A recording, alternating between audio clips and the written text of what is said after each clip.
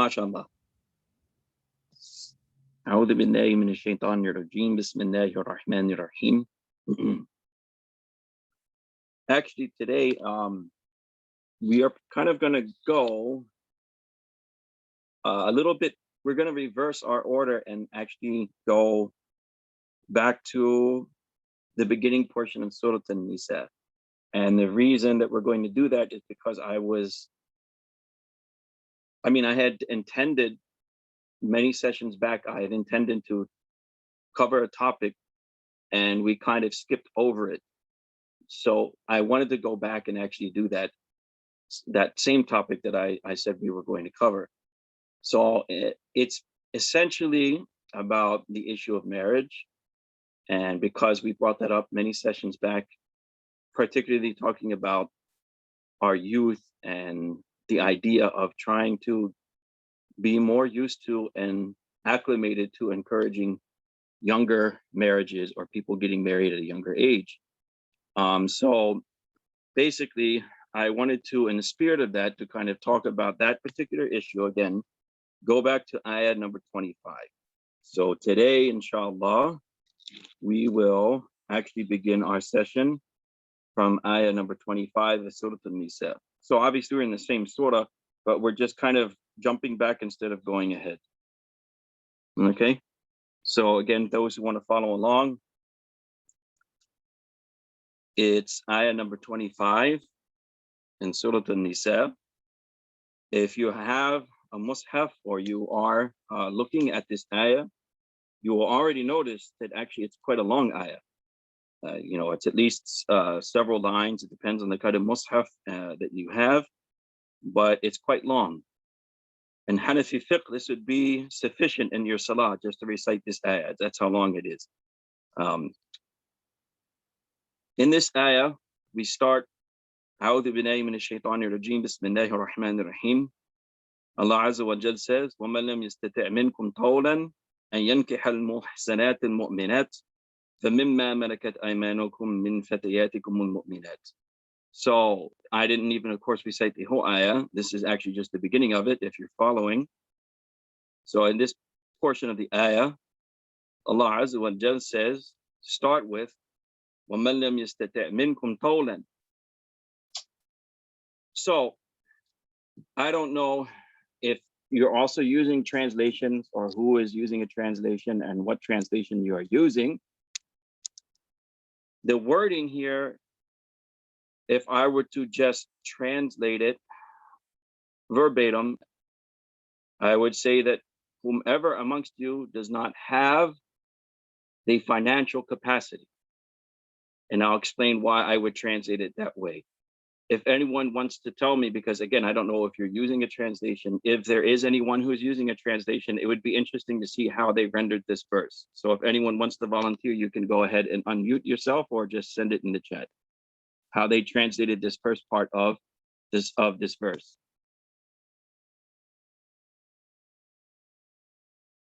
Okay, good. So right, if any among you are unable to afford, as I said, the way I translated it, if you're not financially capable.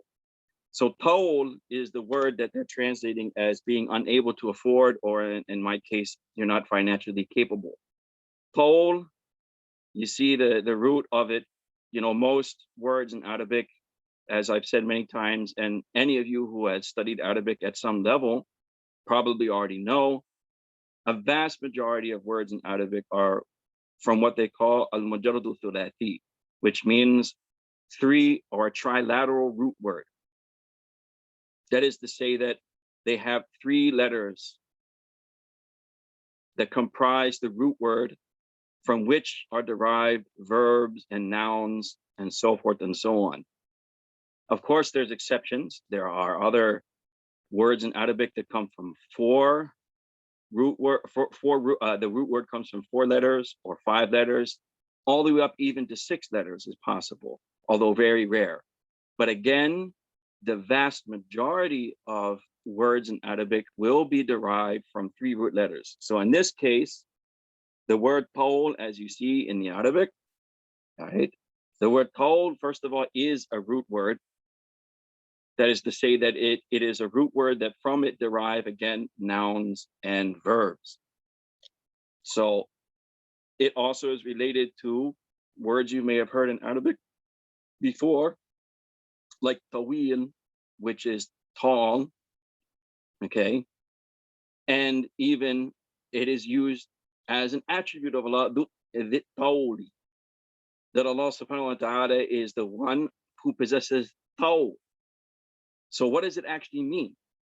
Tawl, that's why from these three root letters, this root word, ta, wow, lam, you get tawil, which means tall, because being tall is anything that is in excess of a normal height. You understand? So this will give you a clue to what tall means.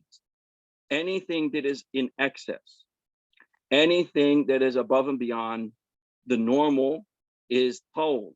So when you say that Allah subhanahu wa ta'ala says he's dit tall, he's the one who possesses tall, it means he is the one of great magnificence. In other words, karam and fadl. That is to say that he gives to us far beyond what we actually deserve, right? This is what we call fadl, is magnificent, magnanimous, if you will, generosity towards us. That is fadl. His grace is also how they sometimes translate fadl. So the idea is anything that is above average, everything that goes beyond the norm is tawl. You're getting above and beyond what you may deserve. In the case of when we say Allah is the tawl, he is the one who possesses tawl, it means he gives all of us far beyond what we actually deserve, right? And all of his creation, and especially his ibad, human beings, all of us get far beyond what we deserve, what we've ever asked for, whether we recognize it or not. So how is that related here to financial capacity? Because what the ayah is saying is that if you don't have ziyada, qawl here meaning ziyada, if you don't have enough money, and what would that mean? See, this is a very important thing. It means that you don't, let's say in our context, you don't have enough money to afford a wife. You may have enough money, for instance, to take care of yourself. So I'm a young man, for instance, and this is not to exclude any sisters listening, but we all know that in Islam, the burden, the financial burden is upon the man, right? So I'm a young man who really has just started their career, or maybe they're in college, right? They're not really even making any money, or they don't have a job that really gives them that much. Let's just be frank and fair. It's not like every single person in the ummah is well off, right? So they just don't have enough to take care of somebody else. They have enough to pay for themselves. Maybe they can have enough to support themselves in the sense that they have a one-bedroom apartment, right? And so forth and so on. However way you want to look at it, whatever way you want to define a person who only has enough to really take care of themselves. And why am I saying that? Because in some of the tafsir, like Ibn Abbas, anhuma, he said that if a person has 300 dirhams, then this ayah, which gives permission to people of this position, they financially cannot support anyone, right? They don't have enough. That's the meaning of the beginning of the ayah, to afford to get married.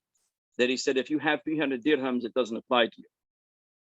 Now, again, the reason why I'm mentioning that, and then as I said earlier, how we perceive financial stability, right? And that's not actually, I have to add, this is not in any way the wording of this ayah, or even according to Sharia, financial stability is almost like the reason nobody uses that kind of wording in the Quran and the Sunnah and in the Sharia is because even if you're a millionaire today, you can lose all your money tomorrow. So to say financial stability is actually, it's like a fictitious type of idea. You know, you may think you're stable, you may think you're never going to lose your job or your wealth, but the reality is life is not like that. So I just want you to keep that in mind, because that's never taken into consideration in the Sharia. And I will get to that point. I'm hoping everyone is following me. I'm trying to be very meticulous, and hopefully you can follow me in this, that financial stability is actually a myth to begin with. I mean, nobody can guarantee that they're going to have a stable financial, if you will, right, like situation, right? You can think it, you can assume it, and even your assumption can be overwhelming to the point that you pretty much so are safe and you feel safe and secure that you'll always have your job. But we're talking about in Sharia and in the Quran and Sunnah, especially when it comes to law, when things are halal and haram, or aqidah, or our beliefs and our creed, we talk in definites. We don't talk in assumptions, even if that assumption is overwhelming. I hope everyone's following me in that. So even if you assume that there's no way I'm going to lose my job, and maybe you have a right to assume that because you have been stable for many years, but that's not 100% guarantee, right? The way the world works, anything could happen. You can get in an accident, you can get fired for many different reasons. So that's the point. The Sharia talks in definites. No one can definitely say that they're going to be financially stable. So I just want you to keep that in mind. Why? Because a lot of times this is what the community expects of a groom, right? That they should be quote unquote financially stable.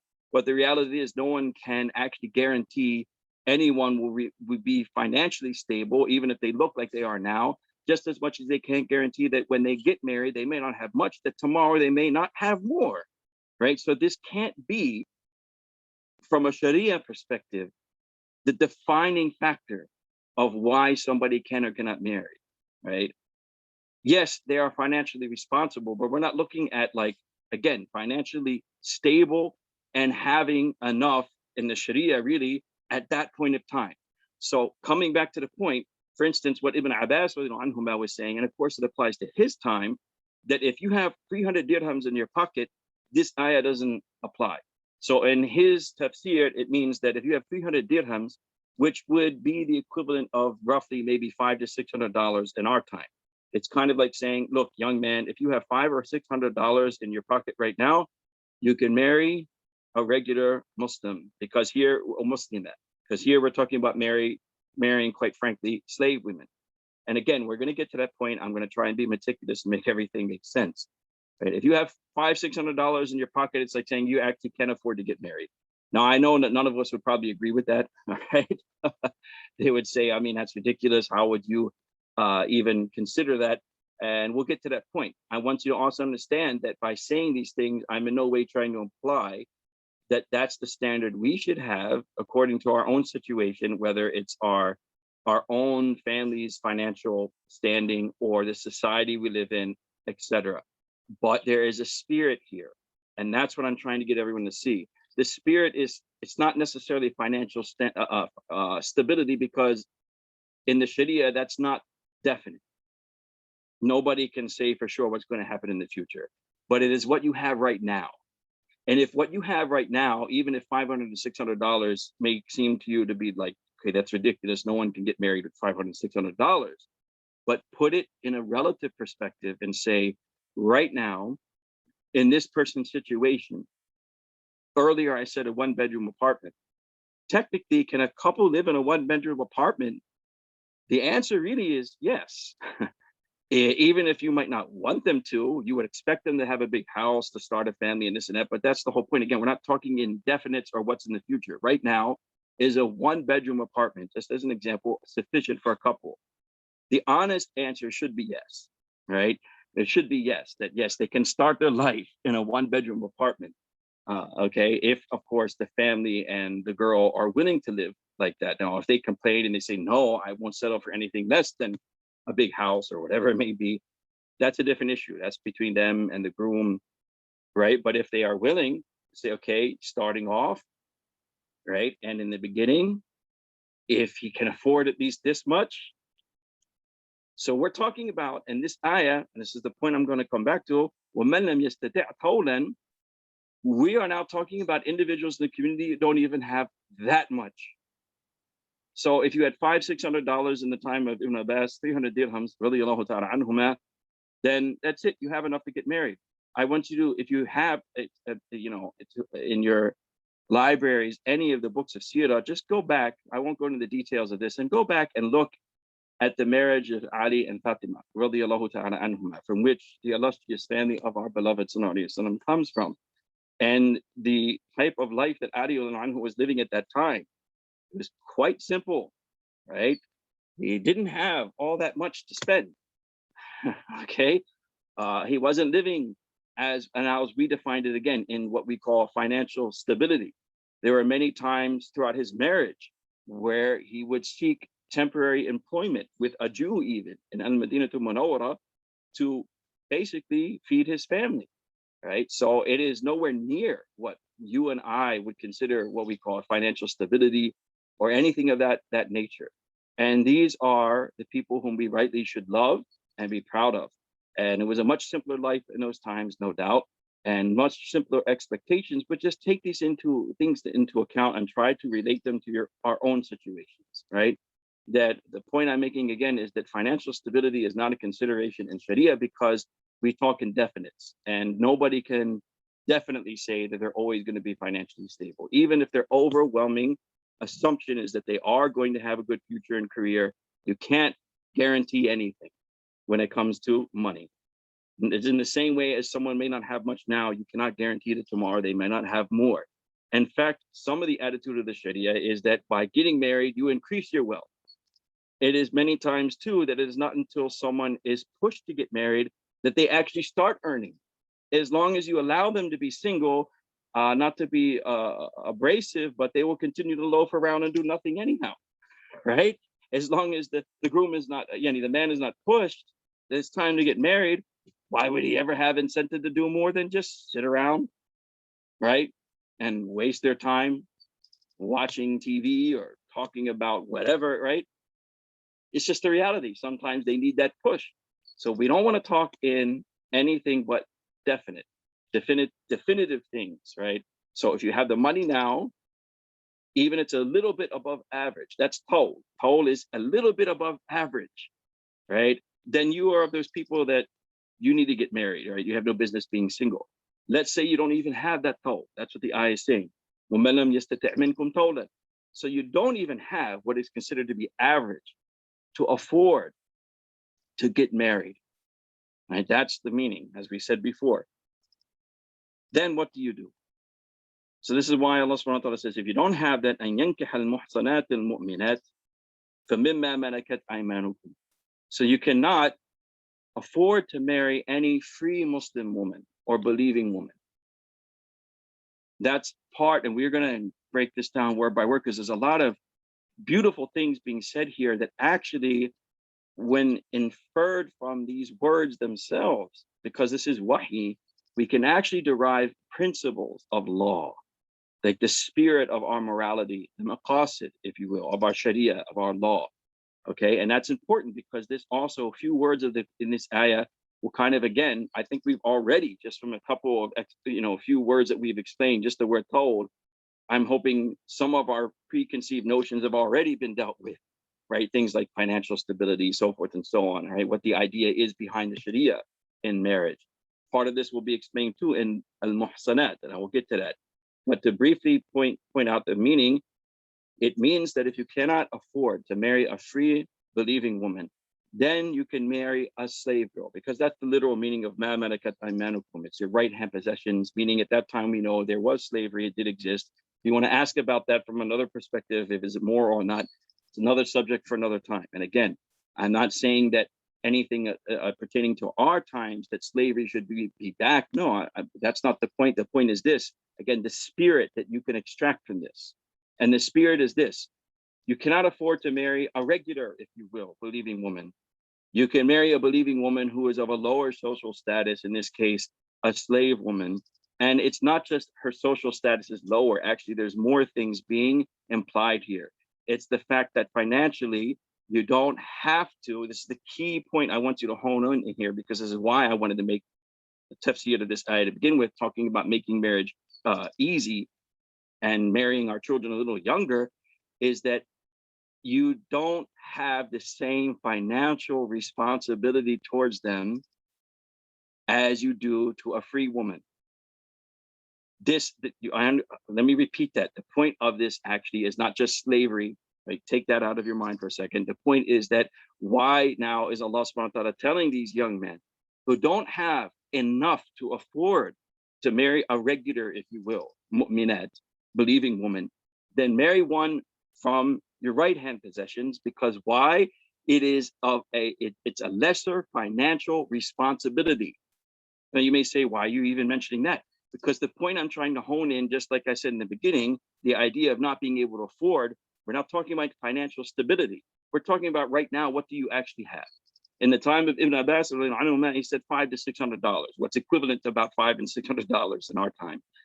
Interesting to note too, I have actually a book that talks about personal law during the Ottoman Empire, which is quite recent. This book itself is about 18th, 19th century, about that, or 19th century, right? That's the modern era. In that book too, meaning in the modern era, in the Muslim world under the Ottoman control, what was considered in personal law and Sharia to be enough to get married was literally 1 month expenditure of a home, or not even a home, we could say even an apartment, just a place to stay and food on the table. Now, just take that into consideration. I hope you're following me. I hope it's not too boring. Take that in consideration for a moment. That means during a khilafah, during the modern era of the Muslim world, a Muslim man could get married if he had enough to afford 1 month rent and 1 month of food on the table. And in this case, not for children, you don't have children, you're not married yet, just for one person. Think about that in a modern context. So you would say to someone, in other words, okay, person will complain, everyone says I'm not ready yet. I don't have the financial stability, right? That would be the primary concern of everyone. We already dealt with that. The Sharia deals in definites, not indefinites. Financial stability is not a definite for anyone. I don't care if they're making a 6-digit salary right now. You cannot guarantee that to the end of your time, your last day of this world, that you're always going to have that money. So let's get rid of the indefinites, right?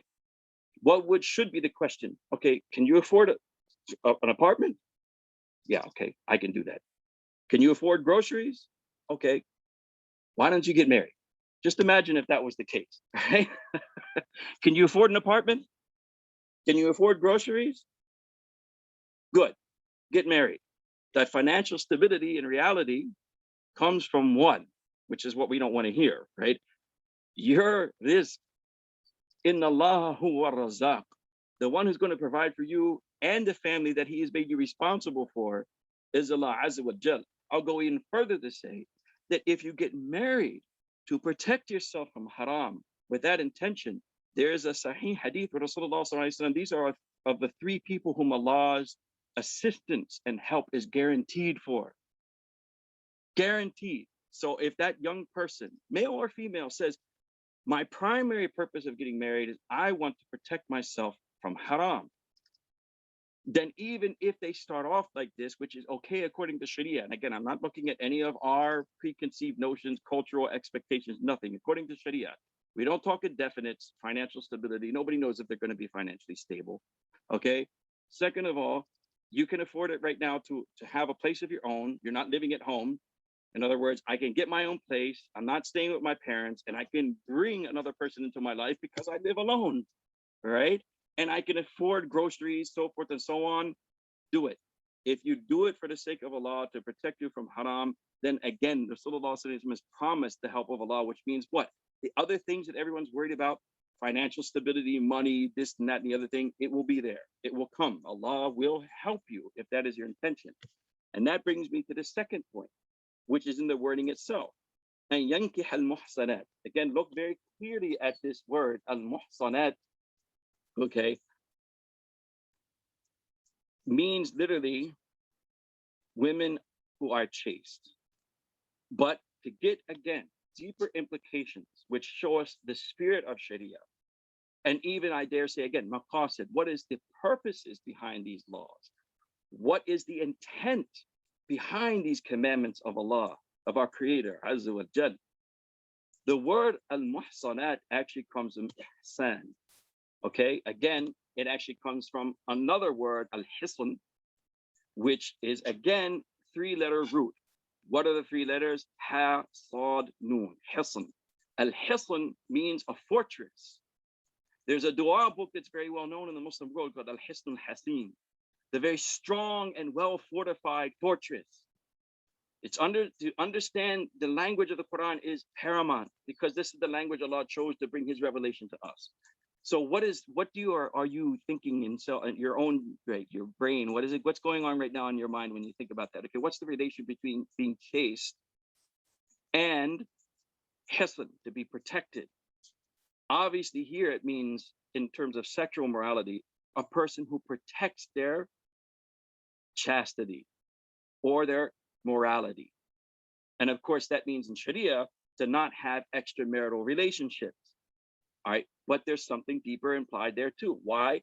Because from that three root letters, ha, sad, noon, hisn, we have ihsan, which is a verbal form from that is derived from that three root letters, which basically when you say ahsana al-mar'u, that a man, for instance, protected himself, just literally protected himself from whatever it may be.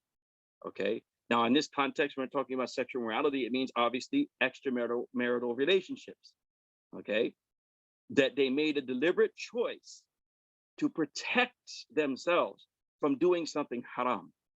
The interesting thing here, though, to note in this word too, al-muhsanat. So there's two words I want you to think about now that are both used in the Sharia for both male and female. That a man who's either married or has been married, even if they're a divorcee, as well as a woman who is either married or has been married and is divorced, both of them are termed as al-muhsin for a male, respectively, and al-muhsanatu for a female, which is in Arabic what we call ismul maf'ul.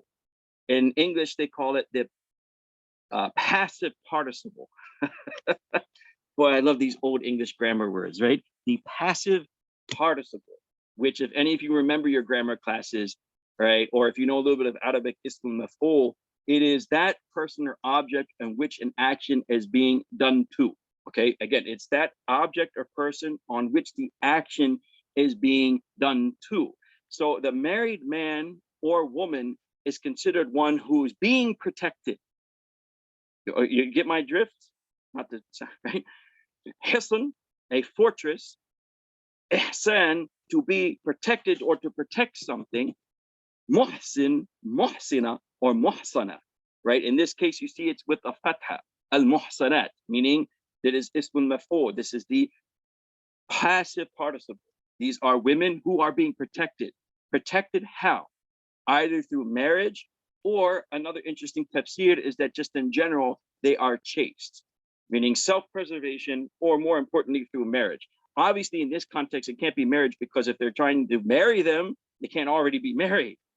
But why am I saying all that is because look at again, derive from this, infer the spirit of the Sharia, right? What are you trying to be told?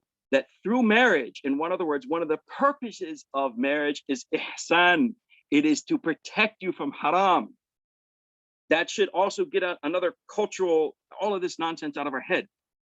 Just like I said earlier, even if that young person's only intention is, I want protection from haram, this is in line with the spirit of the Sharia, because the Sharia calls a person who is married muhsan, meaning they are protected through the act of marriage from haram.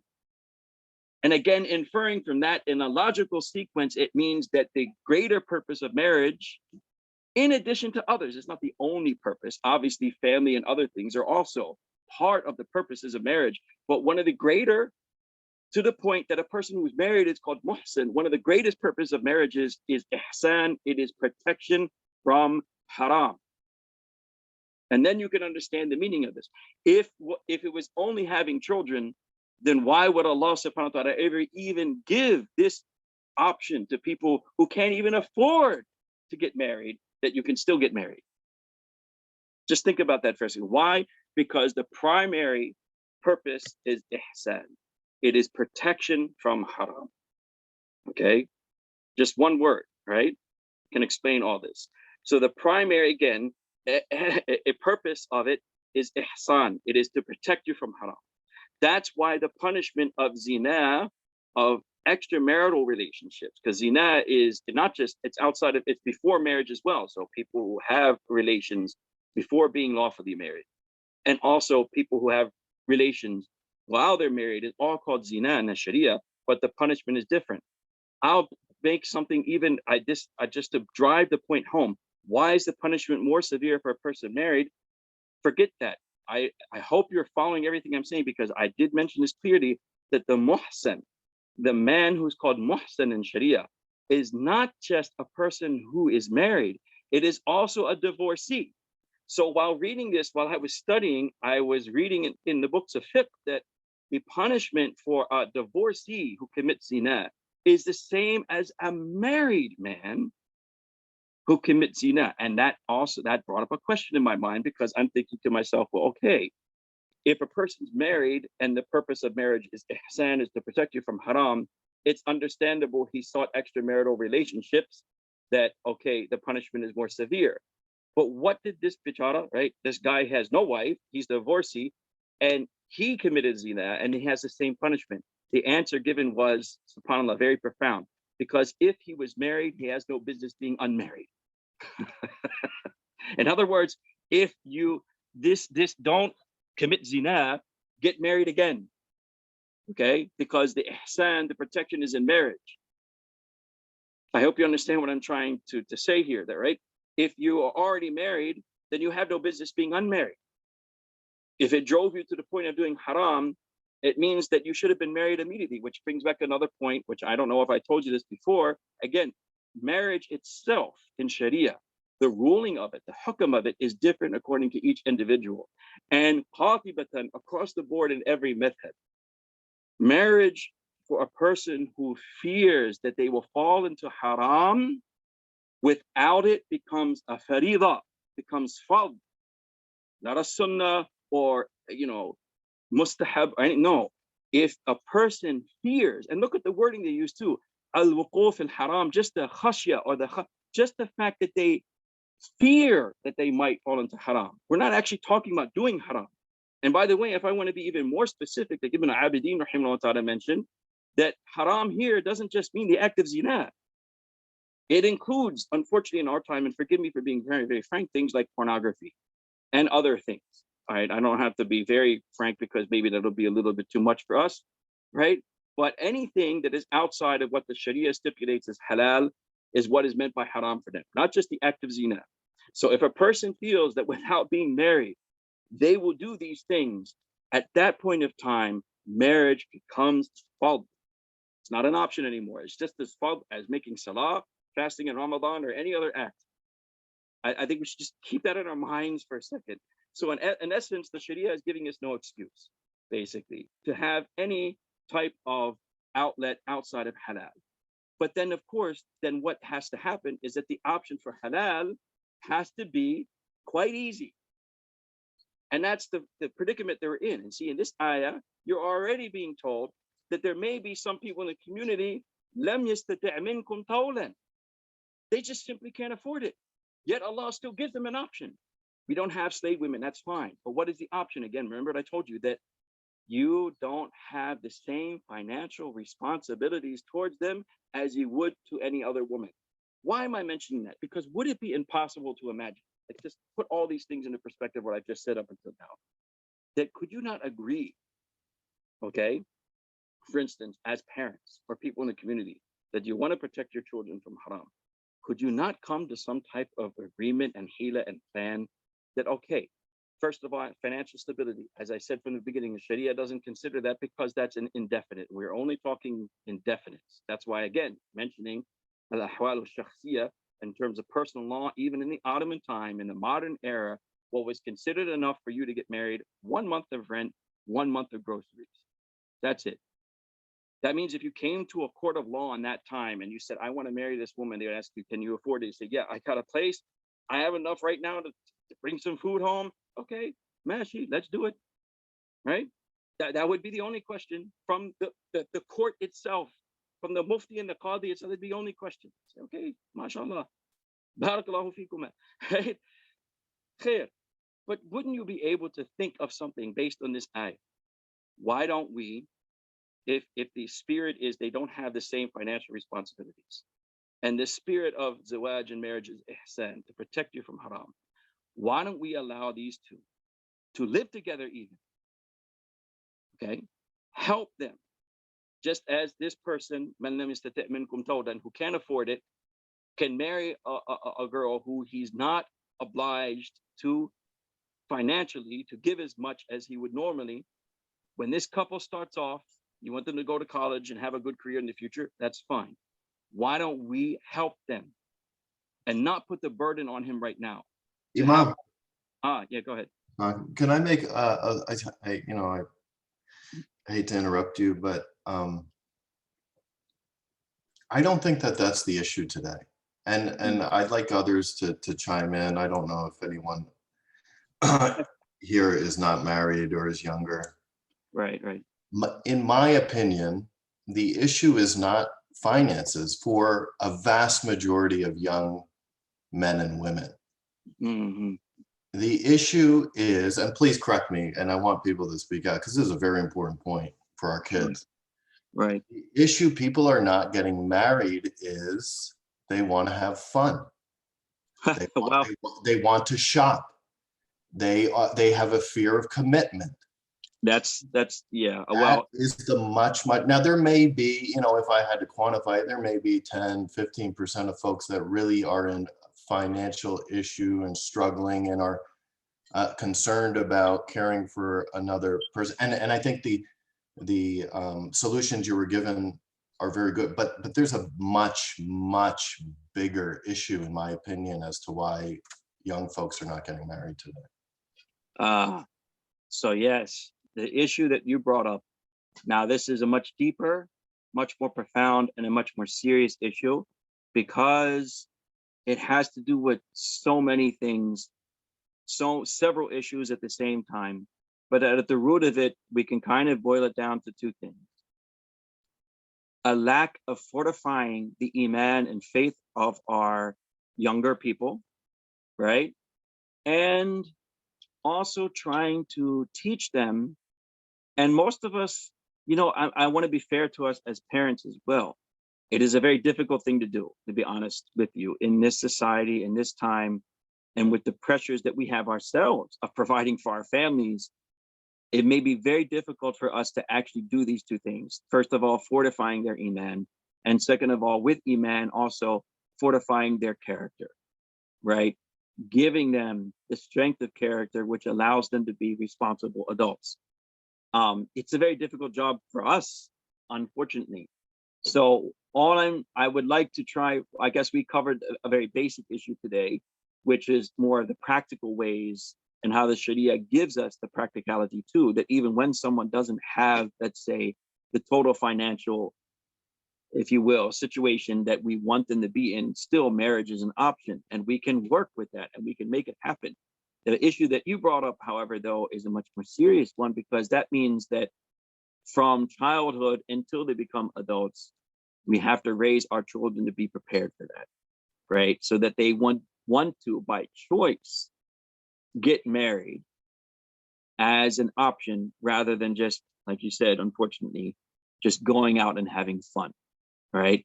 That is a bigger challenge, which unfortunately, it starts from a very young age. And for most of us, and I'm not excluding myself, is quite a difficult task because we're just not living in a time and place, unfortunately, where it's very easy to be connected to your children in a way that you can nurture these things. Strong iman and strong character, because obviously a person can be a very good mu'min, a believer, from its very basic definition, that if you ask them, they say, yes, I believe in Allah, I believe in the Prophet and all the prophets, what we call iman, the belief in all the articles of iman. But in character, unfortunately, they're not developed. So they don't have, I would just have to say it bluntly, good character. They don't have work ethic. They don't have the idea of being responsible and being happy about it, that being responsible and caring towards another individual, which is necessary in a marriage, even if you don't have a lot of money, right? It's just not built in them, right? They'd rather just go out and be like everybody else, unfortunately, which is a total lack of responsibility and character, to be quite honest, right? This is a big job. Unfortunately, it wouldn't be appropriate to try and solve that today. Obviously, as you know, in this one short session, this is going to take a long time for us as a community to kind of sit down and brainstorm and look at the answers that we have from the Quran and Sunnah in relation to our own situation of how we can try to imbibe in our children these two things: strong iman and faith and good character. Because remember, This is a very important hadith to remember in this entire context that we just went over. What did Rasulullah say about both of these things? And then related it to the very subject that we're talking about. What did he say about both iman and good character? He said, أَكْمَلُ الْمُؤْمِنِينَ إِيمَانًا أَحْسَنُهُمْ خُلُقًا. That the most perfect of believers, أَكْمَلُ الْمُؤْمِنِينَ إِيمَانًا, which literally means if you wanted to quantify a believer and say who is the most perfect believer, who has, if you could say it this way, has perfect iman. أكمل المؤمنين إيمانا. The Prophet ﷺ gave us the standard, the mi'yar. أحسنهم خلقا. The one who is the best in character. So don't think I'm just being very simple when I say that fortifying iman and good character, because they're both related. That's how the Prophet put it. The most perfect believer is the one who is best in character. But what is really profound about all this, the subject that we're talking about now, and this hadith, is that the Prophet went even further to even quantify it even further than that, and giving us another mi'yar and standard. In other words, he didn't just leave it at that, good character. No, now he quantified good character too. وَخِيَارُكُمْ خِيَارُهُمْ لِنِسَائِهِمْ. And the best of you are those who are best to their women. What can you do?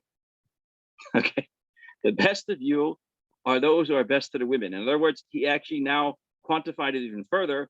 If the perfect believer has perfect character, then perfect character is gauged by how you treat your spouses. In other words, how you live. As you said, they're not prepared to live with a human being at that level. So how you live with a human being at that level, it shows you how you are with your iman. The more perfect, if you will, your iman is, the better you will be as a husband. And just because men are mentioned here doesn't exclude women, so they shouldn't think that they're free. Right? Oh, that's for the men. The burden is on them. It's vice versa as well, right? So both have to think about that. If you want to know where you are with your iman, then the standard is this. How do you treat your spouse, whether male or female, right? This was the big test for you in life. When you got married, this commitment, and again, with or without money, right? وَمَنْ لَمْ يَسْتَطِعْ مِنْكُمْ طَوْلًا. Even if you couldn't afford it, still Allah Ta'ala gave you an option. But the point is this, you're right, you should be mature enough. The money will come bi'idhnillah, but you should have been mature enough to be in a relationship like that, that you can handle being with someone at that level. And not just handle it, right? If we're looking at the hadith, we're not just saying handle it, we're acting like it's some kind of burden. That's the problem today too. Everyone looks at it, like you said, we just want to have fun, as if what happened to you now is like the end of the world, right? Getting married is like, and again, that doesn't come from us, that comes from the ghayr, quite frankly. That's not our way of viewing it. It comes from other people.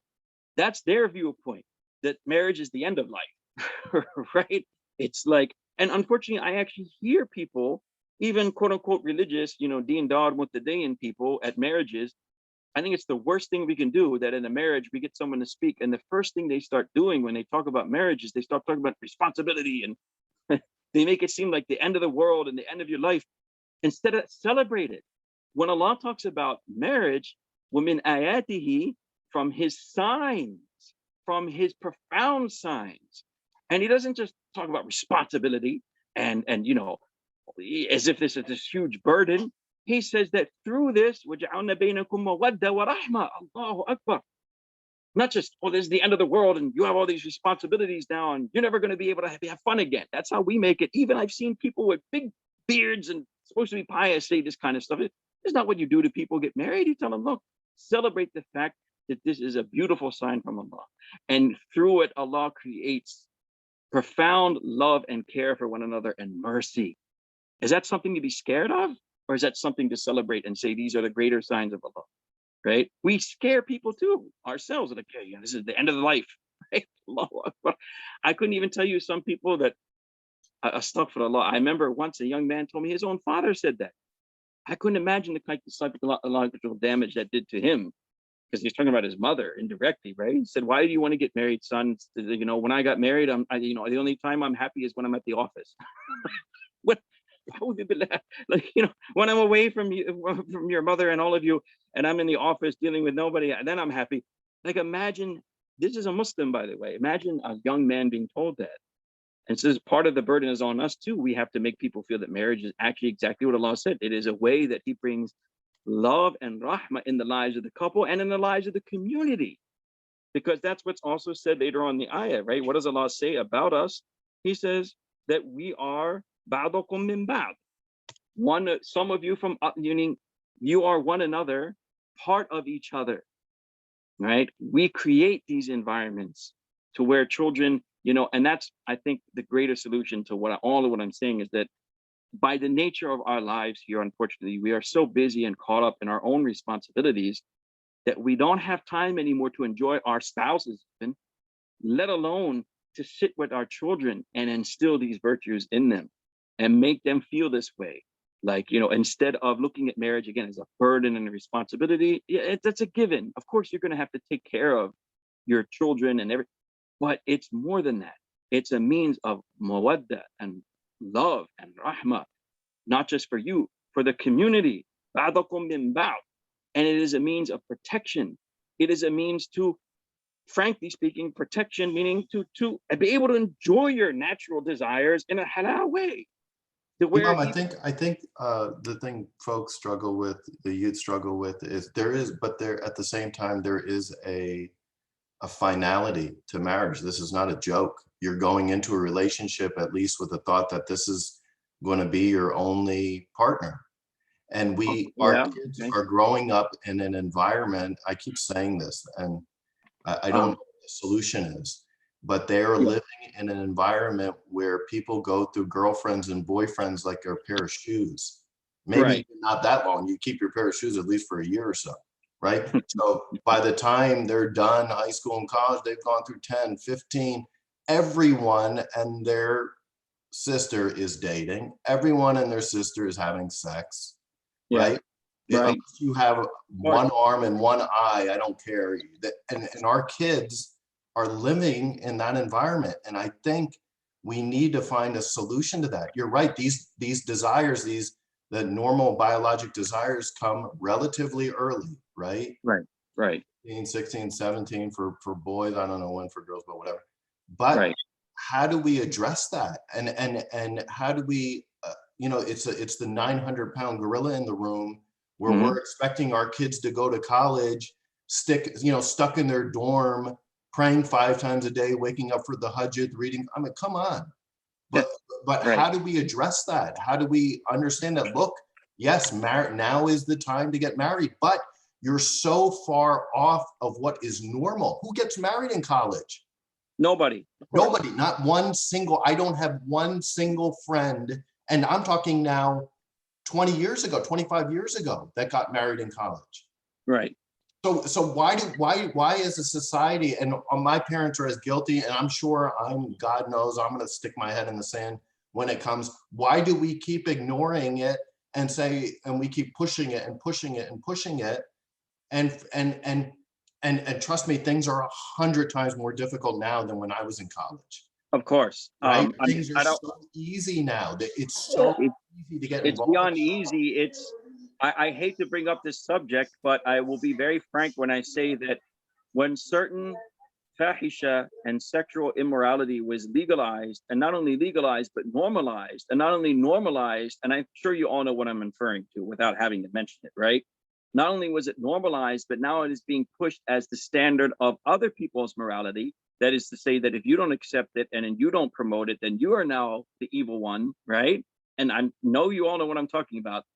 But there's an aspect of that is even scarier, is that when that became normalized, forget the point that we're at now, what that did essentially to the attitude of society in whole is that it made any type of sexual immorality seem ridiculous. Do you understand my point? If people can do that, then there's in essence nothing wrong with anything you do. No, I agree 100% with Imam. But I think when you say it's worse, we don't understand at what level it is now. No, I think that is definitely a fear, and I think that's going to become more prevalent. What I'm fearful of, and no, I don't. I'm sorry to cut you. I don't even mean that particular, sexual form of immorality and fahisha. I mean, for people who don't even participate in that, it will make things, let's put it this way, you know, sometimes uncles, a lot of us like to make fun of them, the uncles we meet in the masjid, because they say things that sometimes we think are just kind of don't make sense. But I remember one uncle predicted, and this is what I'm trying to get at, and he was very right about this point. He said this way back in the 90s when they were first pushing the legality of same-sex unions, right? He said, this is now going to create such an environment that for Muslims, that when Muslim parents will find out that their kids are dating, they won't care because they'll say to themselves, well, at least they're not that. Right, right. No, I've heard that. I've heard that. And I think You there's, understand what I'm saying? but no, I've heard that. But look, that's not what I'm fearful of. What I'm fearful of is I don't think our youth know today that guess what? You cannot go have pizza with the girl. Well, that's an even. No, Imam, I don't think our youth know that it is haram. It's not No, makruh, it's haram. yeah, they I don't know think that. our youth know that you cannot just text the opposite sex. Right. Talk about, I don't know what they're talking about. Right. Our youth don't Shahid, know. Yes, I just want to add something to what you said. And, so one thing, that I've seen that makes the problem worse is I think the gap between physical and emotional maturity in this country not just for our kids, but for everybody is growing. And so when you talk about people's state, at the time of revelation, the difference between a 16-year-old girl and an 18-year-old boy then and now is light years different. And so the problem is that if your solution is to get people married earlier, that doesn't seem like it's going to work, because people are, adolescence is extended, immaturity is extended, and we're not prepared for that. Right. And you said you don't know people that marry early. In my experience, there's only two groups in this country that routinely are married early, and the people that I bet are Mormons and Orthodox Jews, and they have essentially organized their lives in a way that their religion is more important than education. It's more important than social status, and we're so far from that. So, those are the only examples that I can think. And we are more assimilated into American culture than those groups are in this way. That's true. That's the only thing I would add. Right. And you got a good point. So I think maybe let's try to have a take home from this, is that what I tried to do in this case was address only one part of the issue, because I think there was a time too when many people in the community were not just thinking about, like, obviously the mental, or let's say spiritual maturity of their youth, but a lot of people, it was a big issue of, for instance, financial stability, right? So now that we've gotten rid of that issue, that it doesn't necessarily have to be necessary for a couple to be, or people to be married.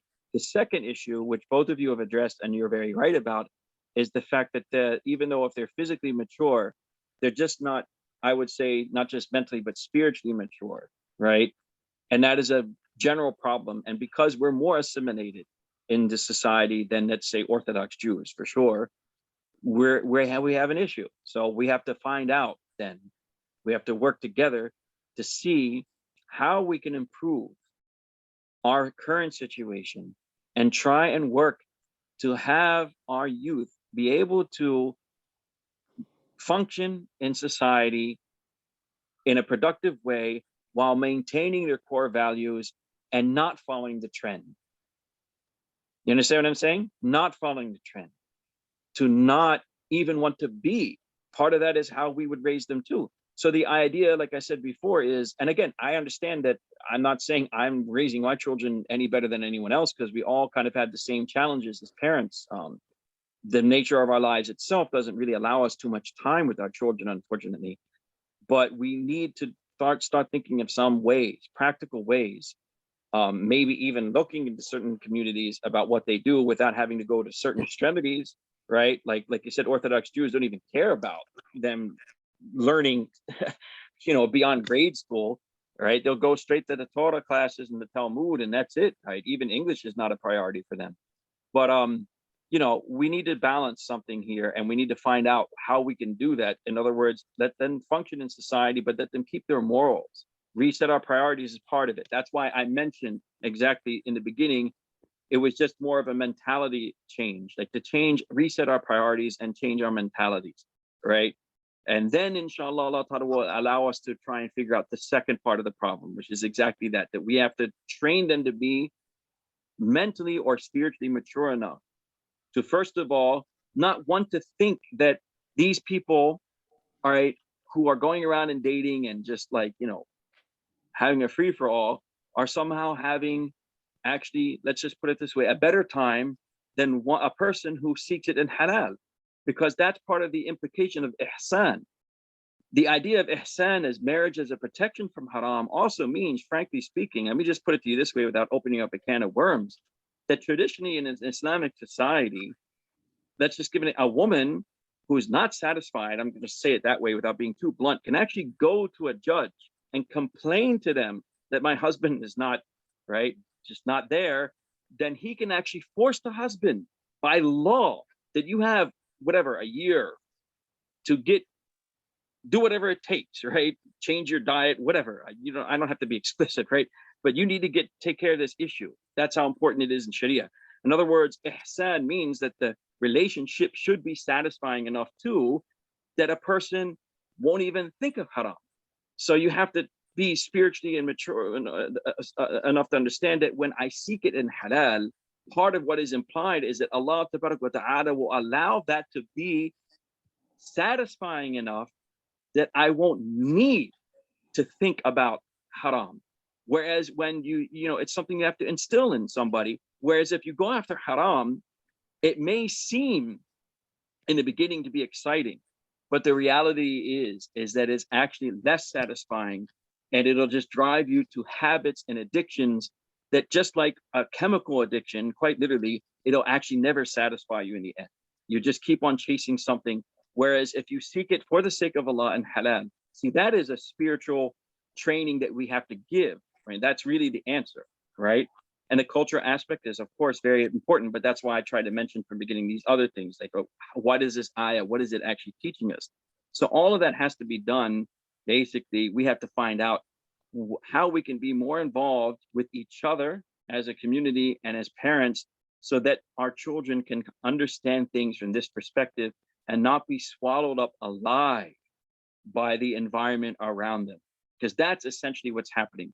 We can't go to such extremes, and I want to leave it here, so, because, you know, we don't want to take too long. I remember once that I gave a talk to some youth out in Massachusetts, and I said that, you know, sometimes I wonder if we should become like the Amish. But one young sister made a good point that, you know, we're too involved in society to do that, and I agree. And I don't think maybe becoming like the Amish is really, you know, even if that would be like a dream for me, but it's not really an alternative. But we have to think of something to where we can be functional in society, but at the same time have our own community and our own morals intact, that they are not swallowed alive, literally speaking, as I said, you know, by the culture and the temptations around them, right? And really, that burden kind of, unfortunately, whether we like it or not, lies on us. Now, we're not perfect. We're not going to do everything perfect. That's, of course, why we make dua as well.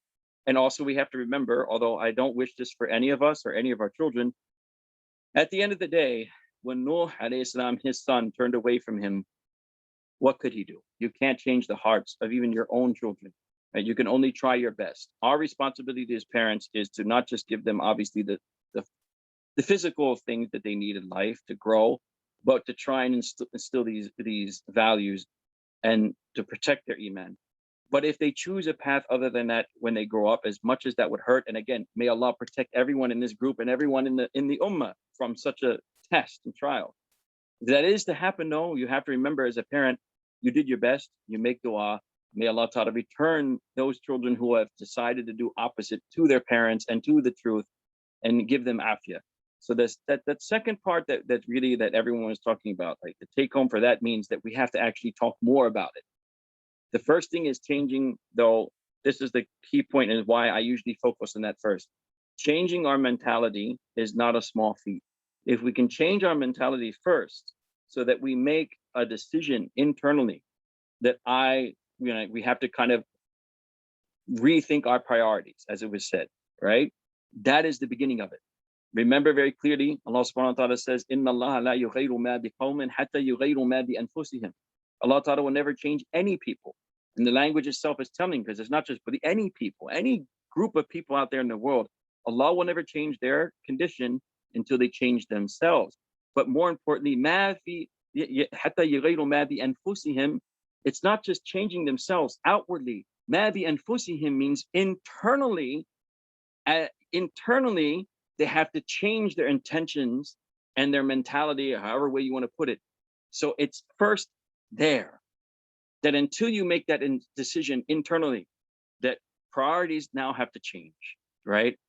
Then what happens externally is never going to, it's just going to be talk. So it is important to first address the priorities and our mentality, change that first, and you'll see bi'idhnillah that the second part, like how do we practically do these things, inshallah, that will come.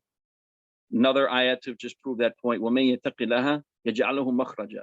Whoever has taqwa of Allah, which is an internal state, again, internally, you make that choice, then Allah will make externally, يَجْعَلْهُ مَخْرَجًا. Allah Ta'ala will make a way out from whatever situation they're in. So don't think that it is important that internally first, we make this intention to change our priorities, to change our outlook on these things. That's why I bring these things up. What is our outlook of marriage? What is our outlook, right? Change that first.